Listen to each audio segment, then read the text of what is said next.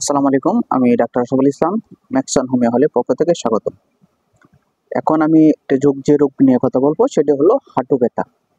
আমাকে এ পর্যন্ত অনেক মানুষই মেসেজ করেছেন যে ভাই হাঁটু ব্যথার জন্য কি হোমিওপ্যাথিক মেডিসিন আছে বা কি ওষুধটা খাইলে ভালো হবে।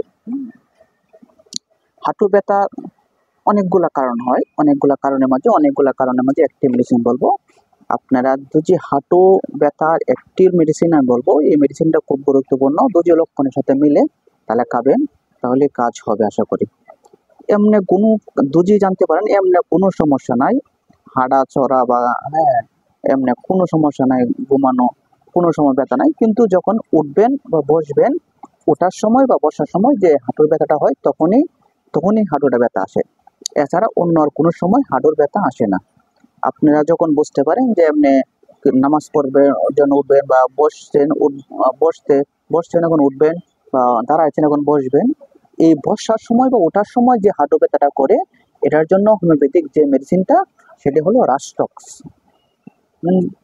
আপনি যদি জানতে পারেন যে এমনি কোনো সমস্যা নাই, যে শুয়ে থাকলেও সমস্যা নাই, হাঁটাছাড়া করলেও সমস্যা নাই, শুধুমাত্র ওঠার সময় বসার সময়, ওঠা বসার সময় যে হাঁটুটা ব্যথা করে, সেই ব্যথার জন্য যে একটি হোমিওপ্যাথিক মেডিসিন সেটা হলো রাস্টক্স।